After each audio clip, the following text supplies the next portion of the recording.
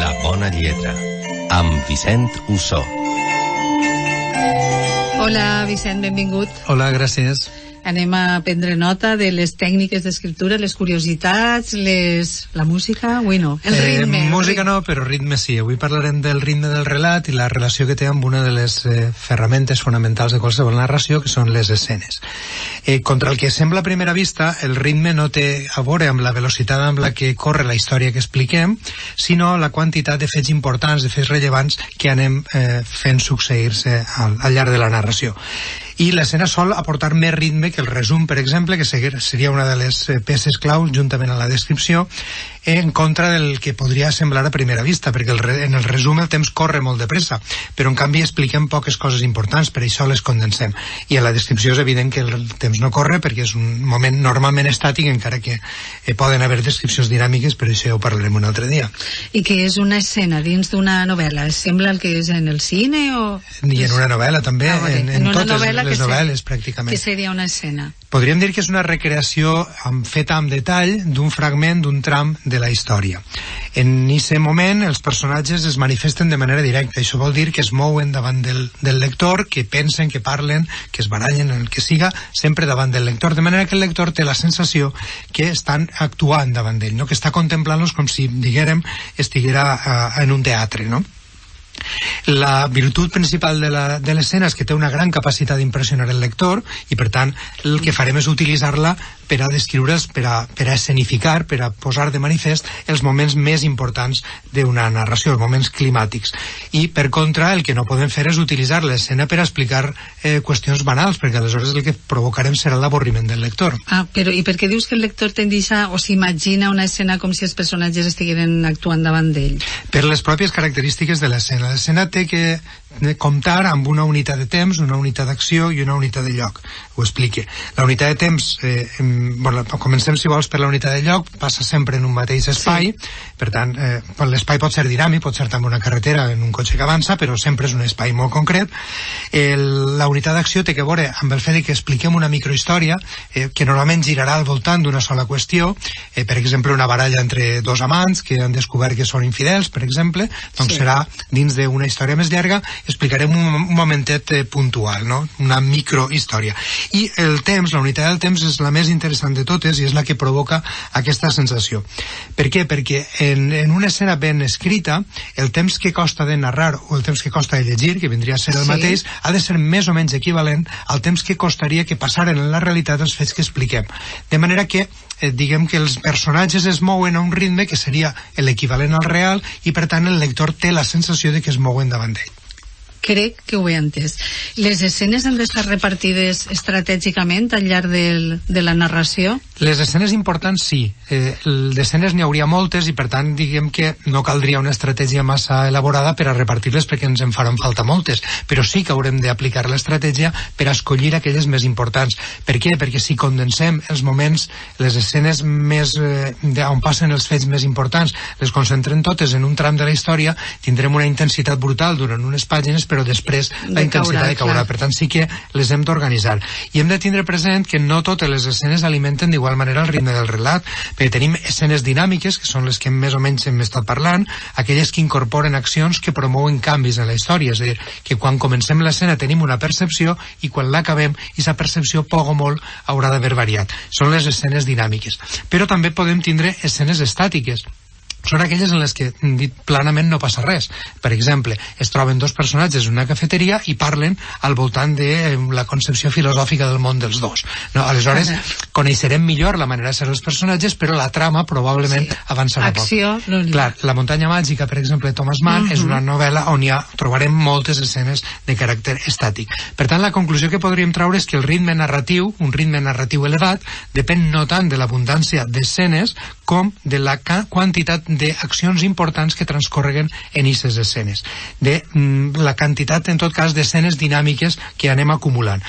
En tot cas, les obres d'acció, les obres d'aventures, hauran de tindre un gran nombre d'escenes dinàmiques per a tindre la vivacitat que necessiten. Sí, imprimir-li aquest ritme. I segur que tenim un exemple. Tenim un exemple d'una novel·la d'aventures conegudíssima. Anem a escoltar-lo.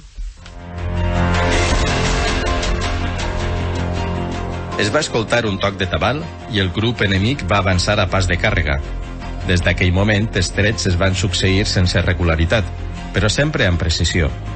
Tanmateix, l'enemic va seguir avançant, com si s'haguera donat compte que el seu nombre era molt superior als dels defensors del baluard. Van caure 2 homes més, per efecte de 3 trets, però la resta va continuar la cursa. Quan van arribar al peu del baluard, eren encara 14 o 15. Se'ls va fer una última descàrrega, però ni encara així es van aturar. Van baixar al vall i es disposaven a enfilar-se cap a l'escletxa de la muralla, on un poc abans havia aparegut Athos. Aquest va ordenar: acabem amb ells d'una vegada, companys. A la muralla, a la muralla. Vicent, anem a la muralla, no? Anem a la muralla amb D'Artagnan, Athos, Porthos i Aramis, els 3 mosqueters, la novel·la... I tu i jo d'afegits. Sí, nosaltres darrere d'ells, perquè no ens passa res. I en esta novel·la hi ha molta acció. Moltíssima acció. De fet, és una novel·la d'aventures, per tant primaran, com hem dit, les escenes dinàmiques. En aquest fragment, el que recrea Dumas és una topada, un enfrontament entre l'exèrcit de Lluís XIII, el qual serveixen els mosqueters, i els defensors de La Rochelle, que és una fortalesa on hi ha calvinistes i soldats de diferent procedència. És un episodi bèl·lic, com hem vist, i per tant necessita plasmar el moviment. I com ho fa Dumas? Ho fa a través de 2 recursos. El primer d'ells és el llenguatge, és a dir, haurem vist com utilitza sobretot frases curtes, utilitza molts verbs d'acció que li donen molt de dinamisme i paràgrafs normalment curts, diàlegs si és possible, en aquest cas que hem vist no n'hi ha diàleg, però en tot cas el llenguatge utilitzat de manera dinàmica. I n'hi ha un altre recurs que em sembla molt curiós. I quin és aquest recurs? Havíem parlat abans que allò que es conta en una escena transcorre a la mateixa velocitat que tarda el lector en llegir-ho o el narrador en explicar-ho. És a dir, que el temps de la història i el temps del discurs han de discórrer de manera paral·lela. El que fa Dumas és accelerar un puntet el temps de la història, és a dir, passen una miqueta més de coses de les que passarien en el temps en què el lector li costa de llegir el fragment. Això és com si acceleràrem una projecció d'una pel·lícula, l'acceleràrem un puntet i ens anàrem a l'època del cinema mut, on la gent anava molt de pressa, perquè les accions transcorren més de pressa del que és habitual. Aleshores, què fa? Que el lector té la sensació de que allò té un major dinamisme. Però quasi també, com en les carreteres, hi ha límits de velocitat i hem de controlar-la. Si ens accelerem molt, si expliquem massa coses, acabarem empaquetant-les en un resum i aleshores perdrem aquesta sensació de contemplar els fets que havíem parlat abans. Si perdem aquesta sensació, l'escena deixarà de ser una escena, es convertirà en un resum i la seva capacitat d'impacte baixarà d'una manera dràstica. Sempre està ahí la part negativa. És a dir, que accelerar, però no massa, perquè pot ser perjudicial. Efectivament. Un ritme massa alt el que fa és donar la sensació de superficialitat. Una història, un relat, necessita informacions de context. El lector necessita saber en quin món està vivint, com són els personatges, què pensen, i això és difícilment compatible amb l'acceleració. Necessitem escenes estàtiques o escenes no tan dinàmiques o altra mena de recursos. El ritme desbocat, de fet, donaria com a resultat una història que es llegiria amb certa angoixa, fins i tot amb certa ansietat, però que al final ens deixaria poc de solatge, perquè estaria basada sobretot en la pregunta de què passarà ara, què passarà ara, què passarà ara. Però després, al final, quan acabarem de llegir, tindríem un poc la sensació d'haver assistit a un gran espectacle de focs d'artifici, probablement, però que ens hauria deixat poc de contingut. No coneixeríem els personatges, no sabríem res de l'època, etc. Per tant, hi ha que compensar les dues qüestions. M'agrada molt la classe aquesta del ritme, el ritme del relat. Té ritme. Clar, té ritme. A veure quin ritme té el relat, el microrelat que posarem avui dels oients. Ja sabeu que podeu enviar-nos a esta secció les vostres redaccions, les vostres narracions, i les emetrem. Així teniu les instruccions. Escriu un relat que dure com a molt 1 minut llegit a ritme normal. Grava'l i envia'l en una nota de veu al 687 61 68 90. Envia una altra nota de veu presentant-te i dient el títol. Avui tenim un relat fet entre professor i alumne d'Albacete, crec. Hola. El nom del relat es diu Fantasia Olímpica. Els autors som José Manuel Avellán Cantero i Segons Sevilla i Escuder. Som alumne i professor de valencià respectivament des d'Albacete.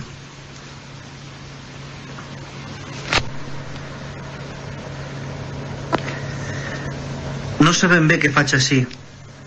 El soroll de les més de 50.000 persones és assordador i cap d'elles voldria que jo hi fora. Estic disposat a córrer la distància que ens separa de la glòria. Tots són els meus enemics, perquè cap d'ells em considera incapaç. En un món dividit el qual vol que jo hi prenga partit, però no vull formar-ne part, mentre no acaba aquesta bogeria de guerra, la qual ha esquerdat la humanitat amb els meus somnis. Sona el tret d'eixida, i mentre avance als meus adversaris comença a veure la cara de sorpresa que fa la gent, quan s'adonen que un, que no és dels seus, és al capdavant. Per cert, acaba de guanyar els 100 metres llisos als Jocs Olímpics de Berlín de l'any 1936, i soc negre. Al final ho ha dit. Al final ho ha dit. És curiós perquè un dia que estem parlant del ritme tenim un relat sobre la velocitat, no? Sí, sí.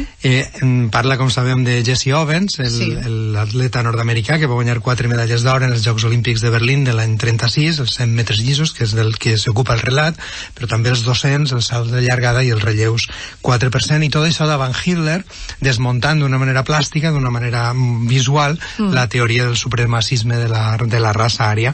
I el que fa el nostre narrador és acostar-se com una mena de zoom de manera paulatina a l'explicació, no al relat en si, perquè el veiem des de la perspectiva del mateix Jesse Owens, però sí a l'explicació. No sé si al final la precisió final d'I soc negre no l'hauria dissada per a que els lectors la interpretaren, perquè jo crec que amb les dades que ha donat ja és suficient. Podíem haver-ho deduït, sí. Crec que sí, perquè a més ja dona dades molt significatives, i si amb elles no coneixem Jesse Owens, amb la dada del color de la pell tampoc el coneixerem, però en tot cas aquest és un dubte que sempre tenim els autors. Sempre hem de donar menys informació de la que nosaltres voldríem, per dir-ho així, perquè el lector puga prendre part i deduir ell treure les seues pròpies conclusions. El problema és que no sabem mai on de posar el llistó i sempre tendim a informar de més, no? És una qüestió purament humana, no? Que no és fàcil de controlar. En tot cas, queda inaugurada esta secció de relats a duo. Olímpics, a més. A duo olímpics, que estan molt bé. Moltes gràcies, Vicent, fins la setmana que ve. De res, fins la setmana que ve.